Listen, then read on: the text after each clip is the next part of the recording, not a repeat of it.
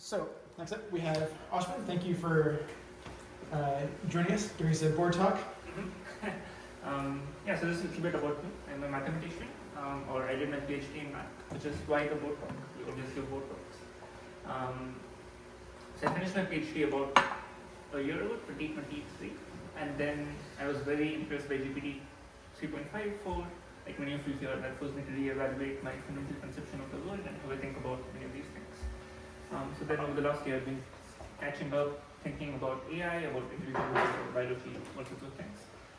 To some extent I'm looking for a research question, like Paul mentioned last time. I don't know exactly what the most effective way to think about this stuff is, or what would be the most impactful question to ask and answer. And because of this background, my talk is going to be very much sort of telling you my intuitions about how I'm thinking about stuff. And it's sort of not fully formed, it's in a preliminary stage. So I want you to ask lots of questions, question me about what I'm saying, ask me to elaborate on things, ask me why I think certain things are true, stuff like this.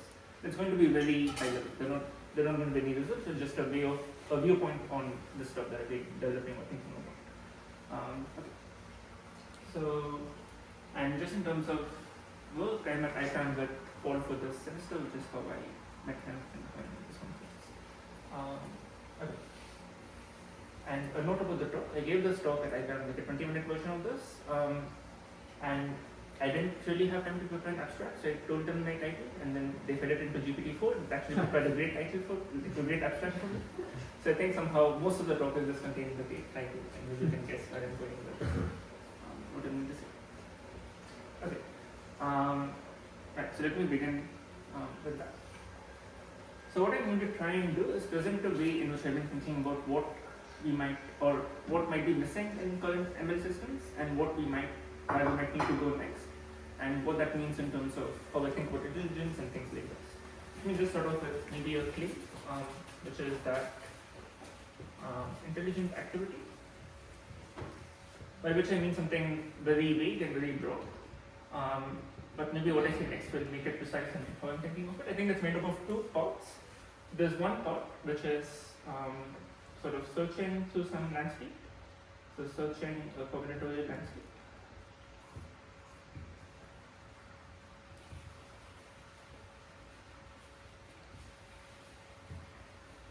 And there's another part which I'm going to call something like understanding, or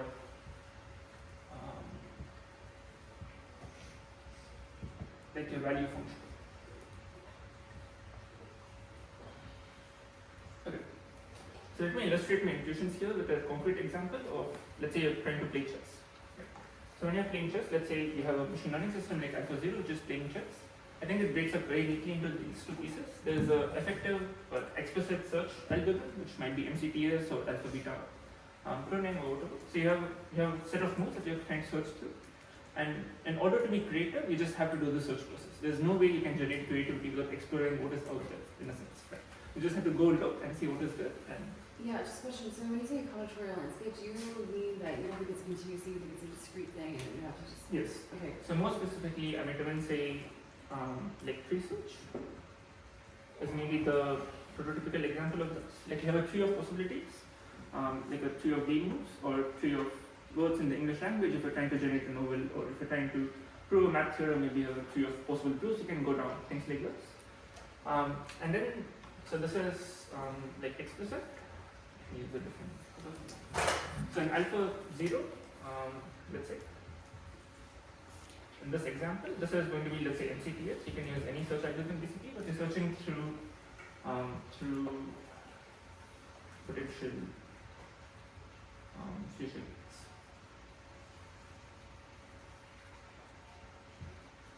And then on the other side, you have the neural network component and alpha 0, which is basically how you evaluate which paths to prove. So the problem with tree search in general is that it's exponentially big, so you just have too many things to search through. So you have to somehow cut out different pieces that you're going to just throw away. And I'm going to focus on this subset. And this is where the value function comes from. Right? So this is a deep learning part. And it determines the effective search length. So the effective search.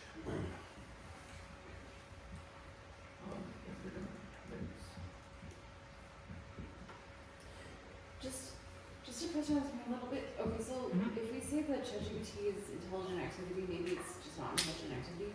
How would you fit it into this framework? Because I don't see it as being broken Yeah. activity. So ChatGPT, I would say, is all of this. Like it's just this part, and we're not doing explicit search in some sense. Right?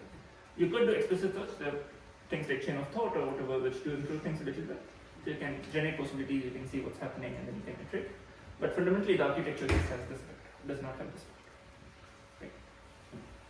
What about our brains? Yeah, I think our brains have both bits, and I think for us, the explicit bit is the actions we perform. So that's one way it can be explicit. So not our brains, but even animal brains. You perform actions in the world, and then you see what happens. But also in our brains, we have internal, like English thought you can use, or images or whatever that you can visualize in. And that's sort of the searching that we do. If you're trying to think about how do I get this route, maybe you look at the route in your head, you think through what might happen, what you say, things like this. So we do. This is not a discrete problem in that case. It depends on how you think. Like if you think in words like I do, it's very discrete. I'm just going through words. Even if you think in images, it's sort of discrete because you don't have that much bandwidth. You're maybe seeing a set of images. You can discretize it in various ways. It doesn't have to be exactly discrete. I'm just saying research for simplicity, but you can think about it. Well, I mean, the example you gave was chess, and certainly people, well, I shouldn't say certainly, 'cause I don't know what it's like, so I'm not a serious chess player, but the people who are, I don't imagine that they're not at least thinking about it as a search in this giant tree, are they? Or They are. they really are? They So- really are. So if you think about people who are playing classical games, which are My wife did, I don't know. if you're playing like long games, like 4 hours or 6 hours, then you do lots of calculations. They call it calculations, but it's explicitly search. You go through the set of possibilities, you see what's happening. That's weird because, Deep Blue or whatever is looking at a huge, many more Yeah. board games. So you're saying the humans are doing a extremely thoughtful, full Yes. research somehow, Yes. very highly Yes. tuned or whatever. Yeah, and I'll get to that in a bit. But also, I think there's a trade-off between these two things. The better your network component is, the worse search you can get away with. Like you can search fewer things if you have better I see. understanding. And Deep Blue, for instance, had very bad understanding because we sort of baked in the understanding using heuristics, and then you have to search a lot more. But modern search engines like Leela, Chess, so recently you trained the engine which has no search and just has this component, and it gets you better than human level. So it's actually possible to play chess better than humans using a machine which has no search at all. It just uses this component. So there's a strong trade-off between these two things. I kind of wonder in that case, I mean, I think there's an intuition that people have, at least whether or not it's actually true, that even in that case you just said, that there's a way of looking at the activations and the Yes. dynamics Yes. such that it is Yes. implementing. Yes. And I think to some extent that must be true. I think it's just not doing as much search as it could be doing. I think you have to do a little bit of search to play chess. Yeah. You have to know what's going to happen the next move. You can't just represent it in some way. Like you just have to somehow know that you're not going to run into like a 2-move meat sequence or whatever. Yeah. So part of the net has to do this. But I'm kind of interpreting the left-hand side as sort of the exploratory phase and the right-hand side as sort of what the understanding one derives from that phase. Is that? I think it's Okay. both. So I think this both constrains what you explore, but also, I'll come to this next, you want to use what you explore to refine your understanding. So it's a cycle. It's a cycle. Okay. And maybe I'll say it now. I think what is not happening in current day machine like GPT-4 is that we don't have the cycle. You can't use what you're exploring to refine your understanding. And I'll talk a little bit about how I think that might go, but I think that's a problem. Are there any algorithms that do use that sort of cyclical? I don't know about algorithms, but there are some papers, like there's a Dream Coder paper by Josh Tenenbaum and other people who sort of explore some variants of this. What about the like the recent DeepMind stuff about like solving like gold medal, silver medal in IMO? and Yes, stuff? I think that yeah, there is a cycle, but I think it's not. I'll talk a little bit more about that when I talk about that. Yeah, I was just wondering how arbitrary do you think this division is between searching and combinatorial landscape? Yeah, so part of the intuition I want to convey is I think this is very much not arbitrary. I think this is somehow a core feature for Go, that you have to have some sort of exploratory search which is doing a very different purpose from this thing. Okay, just because like when people, I mean, so I don't know more about this, but they talk about model-based versus model-free when they talk about like reinforcement learning and stuff like that. That seems like another somewhat arbitrary division that people can make. I'm just wondering. Yeah. Yeah. So. So I would say the reason I think this is not arbitrary is that you have to somehow get feedback from the real world to do anything interesting. And I think this is where the feedback from the real world comes in. And then you refine it into understanding in order to search. So there's a process of actually going and looking at what's happening, and there's a process of refining that into what you think about the world. And I think this Sounds like expectation maximization, going back to early days. I think this is a version of an idea many people have had. So I think so far whatever I said is an idea, intuition many people carry. I want to build on this next to say something more. But any other questions at this point? Okay. So next I want to talk about what happens in math, or how I think about math. A lot of my intuition for this intelligence in general comes from math, and it's the field I know best. Okay, so let me talk about math here. So in math, and specifically in math, I'm going to talk about, let's say you're trying to prove a theorem. Right? So you're trying to find a proof. So there's definitely a search component to this. When you start thinking about how you prove something, maybe you look at the theorem and then you explore some possibilities. You see, does this look reasonable? Does this look reasonable? Can I prove this on the way to proving there's this, lot of this exploratory work you do? So there's definitely this aspect of it. And then there's also some understanding you have where you might say, this does not look like a right path to go down, I'm going to try doing something else. So both of these aspects play a role. So testing, possible proofs. And over here, maybe there's some like intuition or heuristics that you have.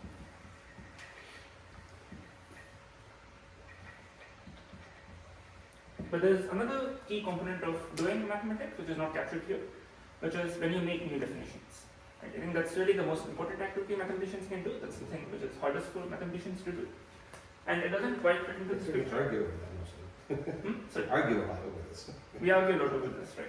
And in my opinion, the greatest mathematicians who ever lived had this quality to this. Like you just find the right definitions, you find the right conceptual framework, you think about things exactly the right way. And then if you're good enough at that scale, everything else sort of follows routine. Like it's really finding the right framework to think about stuff. So then continue with this. So then there's the question of why does definition making difficult?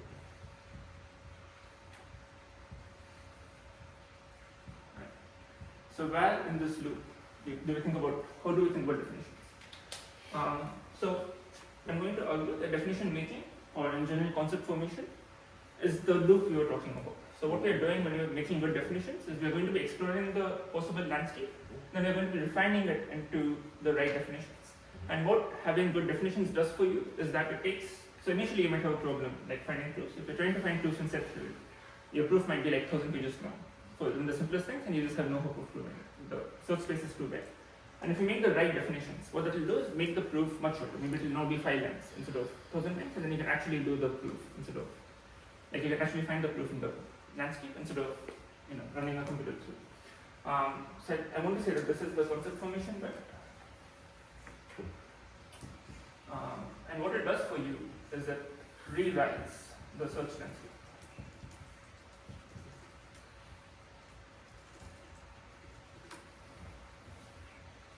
And it does so, let me use a different color for this. It does it explicitly.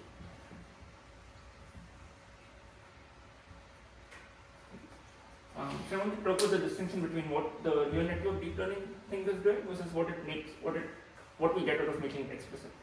Right? So when I say explicitly, what I mean is that you can generate proofs in this new language, which you can then refine and talk about and communicate and discuss and think about. If you just have a neural network, you don't have this explicit version of the understanding. You have an implicit understanding, you have an implicit new search landscape, but there's no way to discuss it and iterate on it and think about what's actually happening there. So I think this is the big thing current ML systems are missing, somehow making the understanding explicit. And you can think of this as sort of finding a new language. Right? So it's finding a new language to talk about the concepts in. So you want to have many different languages at which you can think about the problem. So for instance, if you're trying to make a new tool, you might have the base level language of what actions do I need to do to get this fire started. And then there's a higher abstract level at which you can say, okay, in order to get the fire started, it should not be backed and it should not, like I should have Tinder or whatever, which is high level. And you can have an even higher level and so on. And you should have a way of going between the different levels and finding the right level at which to think about the problem then. So eventually you always want to go down to the very basic level. If you're trying to play chess, you eventually always want to make a move. That's the very basic level. but you want to think at the right level of abstraction before you make a move. Right? So that's part of the skill. That's part of what I mean by finding the right language. You have to find the right concept layer at which you think about things. So can I disambiguate something that's not there? When you say language, are you thinking of the whole corpus of what's expressible, or are you thinking about the generators of the language? I'm innovating. I'm speaking about the effective corpus of what's expressible. Not everything that's expressible, but just what would you actually do in practice? Like what are the things which are expressible in practice? When you're trying to carry out this search, you didn't express, I don't know, million-word long sentence, right? Or million-word long paragraph photo. So what does it actually look like in practice? What does your language do? Because But you're not thinking of the full corpus. And if you take I feel like I'm changing the grammar, Right. and it becomes more expressive, and the degree of expressivity is a measure of the use of these generators that Right. came up with. Right. But the reason I don't want to take that perspective is Okay. because in mathematics, often, like you have set theory and you have some other language that you can express things in, and they're both equally expressive in what they can do. They can translate one mathematical concept into the other one, Yeah. just in formal terms. So they can both express the same things if you allow yourself infinite length. But what you really care about is what happens if I only have 10 pages to write on my proof.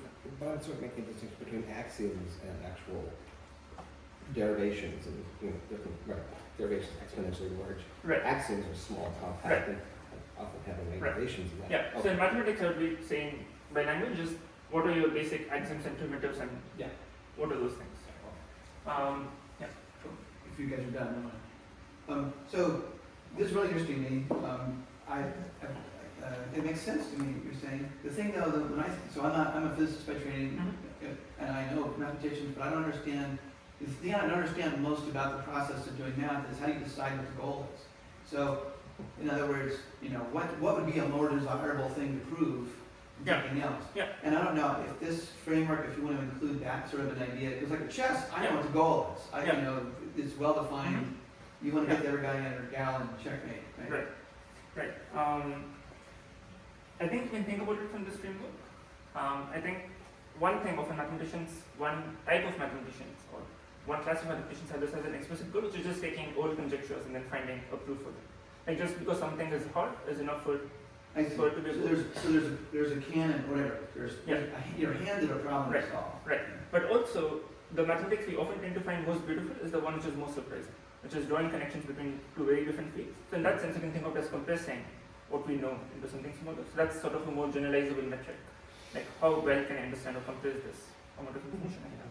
So in that, you'd maybe start with some measure of distance between conjectures that would be something you're Right. trying Some to implicit maximize in yeah. the links that you Yeah. need. Yeah, some implicit measure in your head. If you take the point of view that everything is sort of represented in some space, maybe Right. that comes with a natural metric or whatever in your head, and that's the metric by which you think about things. But then by making proofs, or by doing proofs, you change the space, you Yes. change the topology. Yes, exactly. And often in making this proof, you have to define new definitions, define new concepts, which is going to change what your internal representations of things are, and that is going to come with, that's going to come with. Mm. Yeah, just a clarification question. So when you say searching for landscape, I had the initial idea that you had like every single possibility already mapped out there. Is it more the case that like you have like a ton of possibilities, but then you can sort of add possibilities as you agree with? Yeah, so I think what I want to take, the stance I want to take is that there's a very basic level, like let's say in chess, it's the set of moves you can make, which is really every possible set of moves you can have. Yeah. And then you might go to a higher level. So in chess, for instance, I don't know how many of you play chess, but you might have a higher level, which is like, I want my king to be safe, I want my queen to be active, I want my piece to be in the central square, things at this level. Now you're not going to explore every possibility, you're actually exploring a totally different space. But there's a way to transit from that totally different space to the base level.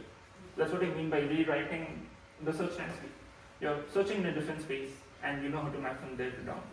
And you're going to operate at different levels. And just one more example, which might be more familiar to people here, is that you can think about programming. And in programming also, when you're writing a long program, you have the same sort of concept formation of rewriting, which is just you refactor your code into functions and you compress it and you reuse pieces in different ways. And one reason to make this analogy is that I think actually the way you should think about definitions is exactly similar to how you think about an API. A definition is something which tells you how to use it. That's really what a definition is. It tells you how to put it together with other things, it tells you how to use it in context, it's really compressing a function in some sense. Right? So you're trying to find, when you find good definitions, you're trying to refactor all of math so far to make it shorter and more expressible and more effective at doing what you want it to do. So you, Oh, sorry, man. you're explicitly requiring or assuming that going from one level to another, that mapping is always compressive, or at least it has to be one-to-one. No, there just has to be something you can, some way of doing. Like you have to, so going from the base level to the higher level might not be one-to-one, but always going down to the base level, you should be able to do something so that you get down to the base level. It might not be one-to-one, you might have some stochasticity, maybe you think both of these are possibilities and I'll just pick one. Or like I don't want to be too rigorous about what I'm saying here, but Well, I guess I was trying to understand if your picture was like, as you go up, it's many to one mappings from one. that's from, roughly the picture I have in Okay, mind. so it's a pyramid shape. Okay. Yeah. In math, of course, it's always one-to-one. Like you have a concrete way of going between different levels, but in other cases, maybe not. Real quick, too, so for programming, I feel like there's this trade-off between, as you say, like, you know, good programmers look at my code, say, oh, this awful code, you know, you have this one giant, you could modularize it, you could, say, yeah, but then I can't, then it's hard to understand what's going on. Right, exactly. So there's this trade-off. I never thought of that in the context of proofs, but is there a cost, like, is there cost benefit Yes. trade-off Yes. for a proof that's understandable to other humans or other machines or whoever's looking at it versus, Yes. wow, I made it really compact, but it's Yes. inscrutable, Yes. you know? Yes. There is a Which was the other one? trade-off. It's true. Yeah. There's a sweet spot. There is a trade-off, and actually, it's important. And why I think being explicit is important because it makes it learnable. So it makes it learnable or transferable. But often the first proofs you'll find within math are not of this form. You have to do a lot of refactoring before you get to the correct proof in a sense. So that's part of why you want to make it explicit, just because you can refactor it and compress it and improve on it and iterate on it. If you just have some neural network, it's very hard to go in and figure out. Like this is what explainable AI is about in some sense, going in and figuring out what the network is actually doing. And as everyone knows, it's just a really hard thing to do. Like in some sense, you want the neural network to be able to do it itself. You want it to be able to translate its inference into something explicit, and then search that explicit landscape, and then refactor it back into some understanding. There's a community within Japanese noise music where they write these fallen opcodes, and they have this most compressed program, 22 bytes of opcodes, but then it runs for like 35 minutes and actually sounds great. Sorry. Yeah, exactly. So I guess just to kind of, I'm still on the same point, I'm just trying to make sure I'm understanding you. So I was interested because you used the word rewriting, and when I saw that, I was like, okay, but the way you're talking about it, I guess the way I would think is like refining rather than rewriting, but you've chosen rewriting, so is that because... I think one thing is because of my math bias. In math, it is literally rewriting. Like you do literally write it, but I guess the way you're talking about it, I'm kind of also putting in, and I want to know if I'm doing that mistakenly, putting in a connotation of I'm also trying to refine, in the sense of maybe trying to group two ideas together. Yes. Okay. I think that's part of the thing, and something which you should be wary of in this process is that you can group things incorrectly. You can think that two things are similar, but they're not actually similar, and so you have to be wary in this process. You have to have some. That's why I was wondering if you use rewriting explicitly because of Yes. that. Yeah. Okay. Yes, partly, yes. Right. So that's one reason to make it explicit. It makes it easier to learn and introspect and think about what's wrong and makes it modifiable. And when I say learnable or transferable, I don't just mean from one person to another person, but even within yourself. You can write something down and then you can think about it and then iterate. So even just the same agent finds it very useful to have it rewritable. So going back to this, what I want to make, the point I want to make is that maybe this is what we're missing in terms of what we're doing with current AI systems. We can take some domain and we can extract understanding from it. We can make it really good at understanding the landscape. But then it's hard for us to do something with that explicitly and then feed it back in. Like it's hard for the model to somehow explain to us what it's doing in some sense. I guess I have some ideas about how I might think about doing this, but it's just something I think we have to try and see what works. But I think, When we have AI overlords, do you think they're just gonna like do this themselves and never explain to us what they're doing? Like they're just gonna be like refining their combinatorial landscape and never explain to us how this to is what mathematicians already do. Mathematicians are all there. The current overlord. So glad I got Mathematician overlord. I guess maybe the tangential point over here is that this is one reason why often mathematicians will rewrite proofs and find different ways of proving the same things. That's because we don't really care about the proofs, and I phrase it that way. What we really care about is the conceptual understanding we have. Like how good is my understanding of this domain? And finding different clues gives me different angles at different ways of thinking about it. I don't know how much time I have. I have about 20 minutes. Is that all? Yeah, sorry. 25. Do you think like these different versions of proving something gets towards maybe what we're calling like a platonic reality of the thing that's proved, or do you think about it differently? Yeah, I'm not sure how much I buy the platonic idea again. And one reason I think I'm doubtful of it is that I think a big part of everything that you do in physics and math, wherever, there's an implicit step you take where you choose what to measure. Right? Like in science, in physics, you choose to measure these things and all these other things, and that determines what sort of reality you're interfacing with. And that I think is missing. So when we're talking about LLMs right now, we all somehow have the shared understanding of what we're going to be measuring. We're just taking in the human context and feeding it to them, and we're not letting them discover their context themselves. So I think if we let them discover what they wanted to measure or where they wanted to look or what they wanted to do, I think they would come up with different representations of the world. I think that's sort of what has happened over human science over time. Like we started off in some Newtonian world where we're just looking at the world around us. Then as we measure more and more things, as we measure different things, we come to different representations of the world around us, like quantum mechanics or general relativity. As you measure things to finer and finer scales, you have different ideas about what you might want to do. And you're not in a particular one. Those can coexist if there are different Right, explanations. exactly. And they're both insightful. Right. They don't annihilate each Yeah, other. exactly. Yeah. Right. So I think a big problem over here would be first figuring out what you want to measure. And I think maybe if you had the same basic understanding of what you want to measure, what you find important, then maybe you would have a platonic representation or the simplest representation of what you want to call it. Maybe that's a possibility. But I think there's a big possibility that you just have many different ways of looking at the world which are incompatible in some sense. That the point of view matters so much that you can't come to. I think that's sort of what's happening in math, in that different people might choose to care about different aspects of mathematics. Like there's a common goal of proving with conjectures, but even then you can just choose to care about different aspects of math. You can choose to care about like prime numbers or not prime numbers or different things. And there's a question of why we come to, like why if there's a number theorist and a geometer, why they can actually talk to each other, why these two things somehow do come to some basic thing. But yeah. I was just wondering, do you have like some conjecture about what these models would care about? Would care enough to like want to search for data regarding?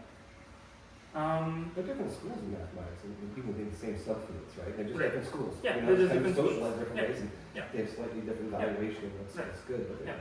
Yeah. This is yeah. Yeah, and something. Oh, sorry. You were about to answer the question. you can go ahead. I'm thinking about your question. Yeah, I was just thinking about this topic and like, you know, if you want to prove something in mathematics, usually there's not like one tree upwards of abstractions to get you to a unique proof. Often you can prove things, you know, like, okay, I'm going to come from this direction. And you can usually have 3 or 4 different proofs. Yes. I mean, probably infinitely many, but practically, you know, and the reason you might choose one over the other could be your personal bias, the things that make sense to you based on your training, but also could be those steps of those proofs help you prove something else that you're interested in, right? And And I you don't can think like that- go in different directions, and you can do different things with them. Yeah. But those things totally coexist. I mean, they're That's just exactly. right? Yeah, that's right. Exactly. And yeah, so you both have some sort of shared representation, but also different representations over time, and they merge and they like diverge and so on. As for your question about what AI might find interesting or useful to prove, I honestly don't know. It's even hard to know what humans find useful. We sort of behave in a very local way. We think about our world just very locally. There's no coherence over long time scales. Like it's a little bit like we are a baby who's just been born and we don't really understand anything about the big world. We just do whatever we can do, and then somehow things emerge over time. And babies, like when they become adult humans, they integrate over longer and longer time scales, over longer and longer time spans. And I think for AI to sort of reach any stable equilibrium, it must learn to do the same thing, or society as a whole to reach anything, we must learn to integrate over longer and longer time scales, over longer agents, over, like we should play a longer game in some sense. Right? We're playing a game with the world and we have to make this game go on as long as possible. And I don't know what that involves. Like what what do people start caring about as you care about things at a societal level instead of sort of individual level, and how do you balance out the concerns, values?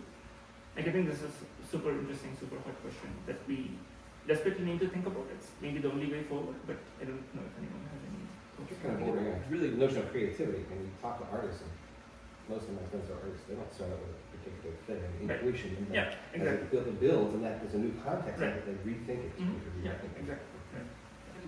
Seems like an interesting problem, and it has so much to do with the learning task, right? So it's like, what if you took a synthetic eyes and synthetic ears, and you just place some brain, large language model, or something like that, transformer network, and you just train it on next token prediction of inputs, sensory inputs. Would it ever choose to, I guess you'd have to start, it doesn't choose anything. Then maybe eventually you give arms or something. Would it eventually choose to do anything other than just sit there and perceive the world and try to predict it better? Well, does this box have a feeding loop? I mean, No, all it's getting is just input from synthetic eyes, synthetic ears, and it's trying to predict what's coming in best next. And you just do that, I don't know, for a month, 2 months, 3 months, a year. So there's a perspective you can take on biology, which is that somehow the implicit goal of biology, the things you observe, are just the things which survive the longest. Like, they just propagate themselves to the future in some coherent state. That's somehow the implicit goal of anything. That's the only thing you can observe. Everything else is too transitionary for you to observe. They just link in and out.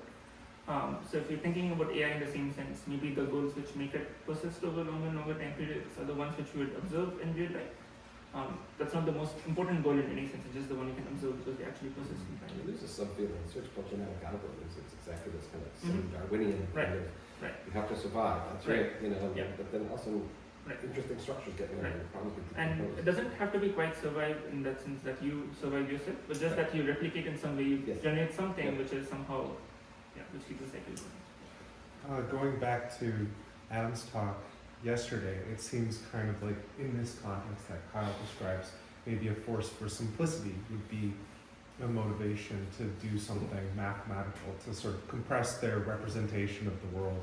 And because you were saying that this is sort of the motive for a lot of this is to compress the space of ideas, to make the of their shorter path between the points, and maybe even identify all the points as much as possible. To some extent, I'm taking the perspective that compression is what lets you understand things better. Like, just compressing will give you better understanding and better predictability. And if you take that point of view, I think what you're saying makes sense. And I think like extending upon that idea of like if you have eyes and you add some arms on, like you could imagine that it would want to rotate so it could have more information to the side, so it could better predict what enters that other field. You know what I mean? I think that's really interesting. Yeah. I don't have any intuition whether anything beyond just trying to observe and predict would emerge. Right. But maybe it goes towards that like simplicity idea. It's like, or adding data points so that you can make a more accurate, like final heuristic or something. Yeah, my intuition for that is that you really do need some kind of way to connect the predictive task to some goal. And it's like, the active inference people or some of the predictive, mostly the active inference people, I guess. They play this trick, which people argue about, but the trick that they play is like, well, let's just make it an implicit or explicit prediction of the system that it will not be hungry, that it will not get hurt, and then kind of because you predict that you yourself are going to be in certain safe states, you act. That drives you to act, to predict, to predict that you will make actions that drive you to safe states, right? So like. But why would you What want is to? safety for a machine? I think I don't understand. So I'm just saying, if you want your thing to like choose to act and discover and stuff like that, I think you need a mechanism by which the predictive task and kind of goals and stuff So interact. What if you measure how much energy was used by the computations in a day, and then that becomes an auxiliary goal? So we want to predict, and we want to reduce this amount of energy. I think that's fine. So there's some work coming from the genetic algorithms perspective where you sort of initially see random algorithms or whatever and you see how they evolve over time. they actually do evolve towards finding replicators or all of this interesting work where you don't give them any initial goals. You just see what comes out of. This is And initially- this is Blaze's thing. I think there are a few different people. I don't know the names, but Well, it might be. in evolution, it's neutral evolution. So you can have, imagine a population of predictors, they're all predicting at the same level, but because of the structure of evolution and how the solutions, in this case, think of solutions being specified by some string, a genotype, as the topology of mutational connections between the genotypes can actually lead you in certain directions, and you get optimization for free. So everyone else has been talking about goals and a landscape. That's the Sewell Wright thing from the 1920s, this idea of hill climbing all the time. What I'm telling you is that in genuine evolutionary systems, biological, that there are other mechanisms that lead you to actually discover new structure and move into certain spaces without there being some hill climbing you need to do. So, yeah, I mean, Sarah and I were just on this last night. I think Blaze, I'm not going to come up with his full last name. Yeah. Yeah. I think it's Castro, different. anyway, but I don't, that's the first example I know of where there's no explicit, I mean, I don't know that literature, but Yeah. genetic algorithm literature, I don't know where, another example where there's no explicit objective function, but where you wind up with, as you say, so you get self-replication and then you get overwriting, then overwriting your own, Right. the genome here is a very short program. What I'm talking about comes out of molecular biology. Once you realized that you could flip the HECTs in your genotype and maintain the same phenotype and the same fitness level and morphology, there's this whole subspace, called subbasins, of genotypes that are all connected by single mutations that have no effect at the larger scale. This is, But it still can be because of the kind of diffusion over this space of mutually equivalent. is this canneling or channeling? That's one piece of it, yeah. Yeah, but That's a local piece, but this is more general than that. But I mean, I just haven't seen someone do it in a toy model before. It's a new paper. This is old stuff, man. So I like to see what papers you're thinking of. You mean, you might people who are making inference from molecular biology, but are there examples of genetic algorithms that do this? Yes, absolutely. I'd love to see those. There's a very famous called punctuated equilibrium. In the fossil record, you see long. No, but again, it's not a toy model. I mean, you're saying they're inferring it from the fossil record. So, wait. No, I wasn't. I want a toy model. Let me just clarify a little bit. I think Wright Fisher, you can look at Wright Fisher and you can see that neutral evolution happens. You can just see that this function S is like 0. Yeah. There's no such benefit. You see that it goes to one of the solutions with probability 1. So that's that. Blaze's thing is, he says that he didn't do the evolutionary dynamics at all, and he still got like an origin of life. No, all you need is just replication. Yeah. So It's that's just what, replication, yeah. that's what he. That's the founding process. It's all replication. Well, I'd love to see other examples that are. When you say toy model, I mean, you didn't want the I don't fossil mean record. inferring it from the fossil record. I mean, I'm curious to see models where this happens. I'm talking about the models. I'm wondering giving if, another I'm example. wondering if Ashwin wants Yeah. to floor. Yeah, I'm sorry. I'm not trying to do like. Sorry about that. This is an But it's good fodder for later discussion. Yeah. I think the things I can say more, but maybe one point I want to make related to this, something a little tangential. Is, so there's a problem when you have any optimization algorithm that you sort of overfed to the optimization algorithm. You sort of go too much in one direction that you're too fragile. And maybe one way out of this is to take a homeostatic framework instead of an optimization framework. Your driving goal is somehow to return to the same basic loop instead of trying to optimize for something. And then your environment will perturb you out, and then in returning back to the loop, you will learn some behavior. I don't think this really connects to what I've been saying, but I think maybe it's an interesting way of thinking about how you might build AI systems which are more resistant and are not as fragile and somehow can learn on the fly. Maybe one point I would like to make sure is that I think from this framework, one problem which I think is very maybe underappreciated or not thought about is how concepts are actually formed. Like, do we have a good model of how we come up with new concepts? Let's say exploring some such space, how do you determine that I should make a concept of yellow or purple, or even at a very basic level? How does a baby learn that breaking up the world into chunks of these different colors is a good idea? Like, what's the driving force over there? Right? Like, is it compression? Is it something else? Do you have to sort of hypothesize how the concept is formed, or can you just get it from cluster learning, or all of these different things you might think about as to how concepts are formed? And I think there's an interesting question here, very interesting question here of how exactly this happens. My sense is that many different things will work. Maybe there are many different ways of forming concepts, but the very first, and once you form concepts, you can form new concepts by sort of iterating them and putting them together and so on. but the very first concept that you form, or really new concept that you form in exploring a new landscape, I think that's an interesting underappreciated problem. Just how does it arise? And maybe this is something we can actually probe using LLMs. You can sort of track how they're doing something in the like beginning training stages and how it evolves over time and all of this stuff. I think that's somehow very useful project for someone to carry out, think about. Yeah. How much time do I have? We're at 40 minutes, so how much time would you like? Yeah, I can say most stuff. And I'm also happy for like general discussion to happen. Okay, so maybe There's time. There's time, yeah. I mean, yeah. 10, maybe 10, 15 minutes. Sure. Yeah. Maybe I'll share one more insight or way I've been thinking about this stuff, these pictures. So I think this is somehow very much computational and we understand how to do this. There's an algorithm, you move forward in time, there's a tree search algorithm or whatever algorithm you want. And this I think we really don't understand, but somehow it doesn't seem like it's a time-based thing. But somehow you're representing things spatially or you're doing something more geometrically, it's more distributed, it's anti-computation in the sense. Like it's done on the computer, but somehow there's an intuition in my head that it's anti-computational. And I think this sort of duality between something anti-computational and computational, I've been calling them semantic and syntactic, I think occurs all over like math, physics, thought, anywhere. So let me give an example for mathematics, many of you might be familiar with. You might have a geometric thing in mind. Let's say you have a manifold, right? You have some space. And that would be something more like this in my head. And then what you can do with the manifold is you can take all the ring of functions on the manifold. You can take the functions from the manifold to up. And that's somehow more syntactic because you have all of these functions, you can add them, you can multiply them, you can do things to them in time. Right? So you convert something which is spatial to something which is time-based and vice versa.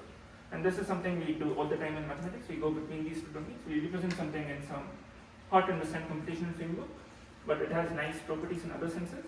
And then if you want to actually compete with it, you might want to go over here. And there's this trade-off between how you represent things in one domain versus the other. Something with modularity of the solutions to the task versus solutions that the pieces that you need are really tightly connected together. Mm-hmm. I'm just wondering. So can you break the I'll do the combinatorial yes. setting. Yes. Silly pictures like Yes. I can break it into pieces Yes. and I can do these Yes. over here, these over here, Yes, and put it exactly. all together. Yes. Whereas there's another Yes. task that the pieces are all Yes. mutual information Yes. really tied together. Yeah, exactly. Yeah. And computation is always about moving pieces together, right? You have to make it modular to do computation. So there's also a question about how do you break up something non-modular into something modular, and how do you move them around, and how do you do that? So there is some difference over here, and somehow the question in making things explicit is exactly how do you break up your understanding into different pieces, and how do you move them around? How do you make it modular? So here's going back And that's to the rewriting if you do it right. that's the rewriting if you do it right. And here's something I find very interesting from a genetic algorithms literature is that if you're training a genetic algorithm, this is apparently something people have found. If you're training a genetic algorithm against a static loss function, the genes you learn, the algorithm you learn is not modular. You can't interpret each function independently. But if you have a varying loss landscape, if you have a varying loss function, then you do get modularity in the gene. Like you have independent functions which do different things. So somehow modularity comes as a consequence of having a very variable world that you have to move things around in or something like this. This is maybe one explanation for why our DNA is so modular. Like there's no reason you should expect DNA to be modular. Maybe it can be very correlated against very different time scales.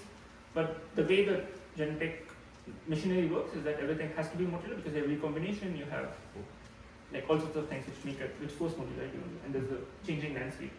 Well, it's not modular, then you have to develop maybe Right. mutation method. You super long range Yes, correlations Right. because their long range are really improbable. Right. So Mhm. there's a Yeah. statistical reason for Yeah, this. exactly. Yeah. And in machine learning, I guess, with like mini batches, maybe that would promote modularity because you want Yeah. to do well on a different, like effectively different Right. environments. Yeah, different. Right. Yeah. And then broader, because we ask the machine learning tasks to always learn, like if you're learning to play chess, you're just learning to play chess. Chess is like sort of variable, but it's not super variable, or if you're trying to learn how to drive cars. Right? It's sort of variable, but not super variable. And maybe that's one reason to believe that if you just feed it more diverse data, you'll get more modular concepts out of it. You will just be able to interpret things better. The more diverse the data is in some sense, or the more diverse your over time. Okay. That's a pretty nice thing. Modular. Yeah. Right. And I think going back to the distinction between something syntactic and semantic, I think we actually have a great understanding of syntactic computational things. Like this is what Turing gave us. to explain how to think about syntactic computation. I think we don't have a equivalent here of semantic computation. We don't really know how to, what framework to fit it and how to think about it. So what I would say is that we are very much in the pre-Turing phase in terms of this box. We need a Turing who would explain to us how to think about semantics. Like how do you model it well, how do you think about it? And I think this project is mostly, like I sometimes say this half-jokingly, but I think Turing was maybe the most important philosopher of the last century, because his project was really essentially not mathematical, it was philosophical. Everyone had an intuitive idea of what computation meant, and the difficult thing was to make it precise enough that you could do mathematics with it. And Turing didn't actually do that much mathematics with his definitions, that came later. But the important thing he did was just make it precise in a mathematical way, which was just clear to everyone this is the right concept. Like lambda calculus doesn't quite have this property, but Turing machines have the property that you hear them and then you immediately know this is the right way to think about computation. Like, and we don't have that for this thing. I have some ideas about where you might start looking, and again, in mathematics you have this gulf between syntax and semantics. And there are some parts of mathematics which feel much more coded for semantic understanding. And maybe that's one place to start thinking about how you might fit in semantic understanding.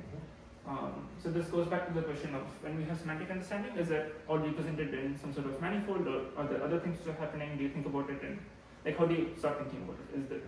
Are the operations the important thing? Are you really doing operations on the semantic thing? So it's just representing, all of these questions you can ask. And I think we should be asking these questions and trying to develop some sort of understanding or really good theory of what semantic understanding would be. It reminds me of the beginning of Paul's talk, talking about kind of the relational nature of concepts, and then, if I remember correctly, tell me if I'm misrepresenting it, and then kind of, that's kind of one level of description, and also kind of in your framework, I think it was more of like a hypothesis, but like that kind of bears out in kind of concepts being embedded in this space, and kind of relations being borne out by distances, or something like distances. And I'm very, very sympathetic to this kind of relational notion of concepts, just kind of conceptually. It feels nice to me. The thing that always gets me is that the relations that we have between our concepts feel so rich, and the richness of those different types of relations, it's not just hierarchical, it's just really, really rich. And then trying to get out that richness from like just distances seems difficult. But I don't know how to build it up exactly. But that's exactly what you mean by you need a good theory of think about this, and then you can try and implement it on better machines than your architecture. You can just find what the right architecture should be once you have a good understanding. I think one point I would make related to that is that in fact I think maybe even in humans, but definitely LLMs have to learn the very basic concepts just from the ground. Like things like AND, right? Like you have X and Y. Internally, that's a concept you have to learn from the book. Or thinking about things probabilistically, that's a concept you have to learn from the book. Probability theory is the right way of thinking about it. Or logical deductions. All of this stuff has to be learned from the book somehow. So even the very basic concepts are somehow learnable from the book, which I think is something I didn't quite appreciate before LLMs. I thought maybe you have some basic setup in your head that's sort of hard-coded by machines or whatever, by evolution or whatever. But it seems like you can actually learn just everything from the book. Right? You have some sort of architecture, and then you can just learn literally everything, which seems like a very, I think I like this idea so much because it means that whatever is happening under the hood has to be really simple. There can't be anything too complicated that's coming hard-coded in. The basic idea here has to be simple. There's not much going into it, so whatever you're getting out has to come from some very simple process. Are you applying that just to AI, or are you thinking also humans don't have much hard code in them? For humans, I don't know. Okay. We might have something hard-coded, but AI is a proof of principle that you don't need this hard-coding to get started, in some sense.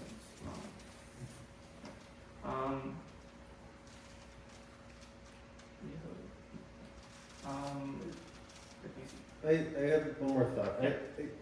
So there's this camp that kind of sees the behavior of LLMs in particular and says, yeah, it looks very impressive, but like really it's kind of a misleading shadow of intelligence, and maybe even concept formation. Like they don't actually have concepts. So I mean, I guess one thing I'm wondering is that if we did have a good theory of semantics in the way that you were describing, it could even say like, oh, actually LLMs aren't actually doing the thing, even though it looks like they are. Yeah. It could also go the other way. Yeah. And my strong trial is that it's other, that LLMs are actually learning something useful. I think that's one of the natural trial given what we know about them. It would, like, it seems hard for it to fake so much, right? Like, it's somehow hard to imagine there's a lookup table in there or something like this. Like, it's hard to imagine what the alternative is to them actually learning something Intuitions useful. vary widely. Right. Yeah, intuitions vary very widely. I think another reason I like this hypothesis is that it's maybe the more useful hypothesis. You can start off from the perspective that LLMs are actually learning something, you can go in and look and see what's actually happening. And maybe it'll turn out that it's wrong, but I think you should go. I think you should go and see what's actually happening somehow.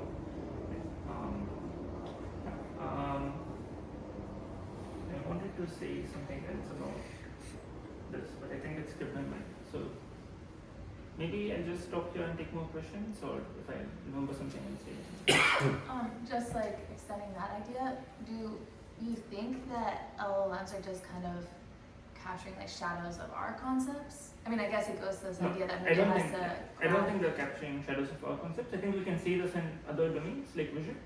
I think one thing someone found is that if you're trying to classify, let's say, clothes, one thing LLMs might pay a lot of attention to is the texture of your clothes. It's not something humans pay any attention to, like the very small patch texture of your clothes.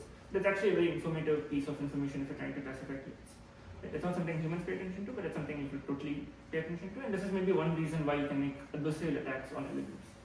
They have learned some concept which you can modify a little bit by tweaking a little bit, which to humans appears as if you haven't done anything. For LLM, it's very informative. Where does the statement that humans don't care about the texture of clothes? No, just like very fine-grained texture. Like if you're just looking at it, It's Pixel so level. fine that we can't. And- Yeah. Like pixel level. yeah, pixel level. And I think some of that's just like some of this difference is, I guess, what I was trying to call like the different linear functionals in which we're seeing the world. It's like Right. they have a sense which has access to that, a different spatial or time Yeah. scale Exactly. that we don't, and you would have perhaps like these natural concepts given that data. Is that true that you can get more from a picture of clothes than you can from feeling clothes? Oh no, I mean I don't know. I'm just talking about like Maybe how. No, that's not what He was just meant by meant texture. Yeah. That's not what was meant by He just texture. meant The that visual texture. the very small, fine-grained visual texture is Right. useful So you for can- classification. Yeah, you can Useful take also trips them on, right? you can take a classification neural network and you can let's say you showed a picture of a cat and it says that it's a cat with 99% probability. Then you can go in, you can look at the gradients from the picture of the Right. cat to its decision, and you can go like in the opposite direction. You can make it say that it's an aardvark instead of a cat by like making an epsilon change to the pixels, which you can't detect. Okay, Mm. I see what Yeah, you're saying. So I mean, Because like, it's only positive, it's positive reinforcement. It hasn't been trained on telling that things aren't aardvarks or whatever. No, it has. Well, it has. Oh, But it's still Yeah. just like It's just picking up some totally different. The solution space is so highly connected, you know, it's really functional on one thing for cats. It's so tightly intertwined, the connections are so, that information, small perturbations propagate across the whole thing. The solution's got to be. But I Yeah, wonder the if- partitions in a high dimensional Right. space is just always very close. But The connections are boundary, yeah. one thing The I wonder, connections are highly correlated, Yeah. and therefore it's not modular. Right, exactly. Yeah. but one thing I wonder about that in particular is exactly back to this notion of concepts and relations and how that works. And like, you know, when we see a cat, our understanding of cat is so complicated and it's related to all these other concepts in a very complicated set of ways. And we are not just doing a classification task. Mm-hmm. And it could be that like the notions of distance and geometry and partitions that come from quite naturally from classification tasks, you know, and are useful to think about and kind of natural to think about. It could be that they just like don't set you up in the right Mhm. space Yeah. to get actual concepts. Or Yeah. you can point to them and you can call them a concept, but you're actually like you're putting way too much from your own experience into that. Yeah. Yeah. Very sympathetic to that. So are you saying like the way that the human mind makes concepts doesn't actually parallel what's happening in an AI's There's mind? something different. I don't know what it is. It requires a theory of It needs semantics. And this is kind of like, you know, I've expressed a few times that I have this hope that like we'll look into these systems and see that like there is something special about us.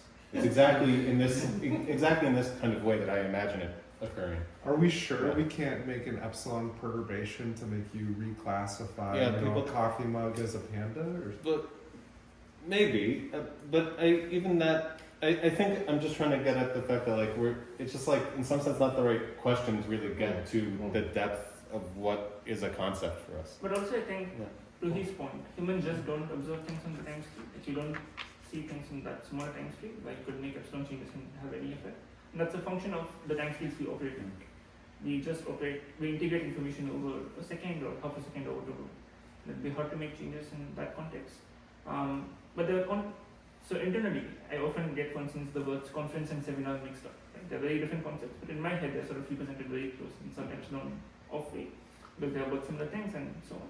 So I think, essentially, maybe there's no epsilon difference that you can make, but in the way things are represented in my head, I think often different things are very close together in some sense. And maybe if you could access that level of representation and make an epsilon change there, you could get me to think two very different things are similar things. There's this work with menomers. I think they were called. Are you familiar with this? Like, you mean like Eros Michelli's? Yeah, Or- exactly. So in that case, what they'll do is they'll take an image and then have a person fixate, and then they'll blur it, knowing the physiology of the eye and V1 and the rest of it. Right, yeah. They'll blur it as you get further from the fovea, just enough so that you can't tell the difference, right? And you'll look at it when you're not foveating in the middle, and they're obviously different images. Yeah. There's blurry and weird stuff going on in the periphery, but you can't tell. It's taking knowledge of the representations and the filters Yeah. in your brain, in your Yeah. neurons, Knowing and what then you're from using that to create visual illusions. Yeah, So that's illusions are an potentially epsilon. the same phenomenon. It's similar, at least conceptually. Yeah. But also optical illusions are an epsilon phenomenon. Right? Yeah, right. Like There's you a can- lot of optical illusions, Right. and humans are so. Yeah. I think, sorry, the point I wanted to make before is that I actually think there's some intuition in my head that neural network architecture is somehow better for learning this than learning this. And I think neural networks are really bad at doing sort of algorithmic search, like when feed-forward transformer networks. So maybe one way you could think about this is that you should find the right architecture thing where you offload all the computational stuff to something external we can build, and then somehow you just isolate the semantic part of what you want to learn into this network. And you can make this difference. Like we talked about this with chess, like if you just force something to play chess without having any search, maybe it has to locate part of its net to just doing some sort of terrible way of doing the search. People are definitely doing this sort of thing. Right. It's Yeah, like exactly. like I think the trend in like frontier models now Right. is to have like an LLM as kind of like your main like this like Yeah. value function thing, and then you have a bunch of other components. Right. You have something that can do like retrieval, Yeah. something that can do like some sort of like tree of Yes. ideas, and Yes. like the Yes. search, like like all and sorts of going other back to the alpha 0 point, alpha proof point, where you're training a network to like play math in a sense, like prove theorems. That's doing something very similar. And I think the thing alpha proof doesn't do well is this rewriting part. Like I think you're still training the implicit things, but it's not coming up with new definitions of how it could reconfigure the math landscape. So I think that would have to be a part of it for it to make human readable proofs. It's still possible that you can just train it enough that will prove like hard theorems we can't prove. But then we'll have to do some work to figure out how to make that human readable or modular or whatever. And so maybe to get human readable proofs, you just have to somehow start this loop going internally.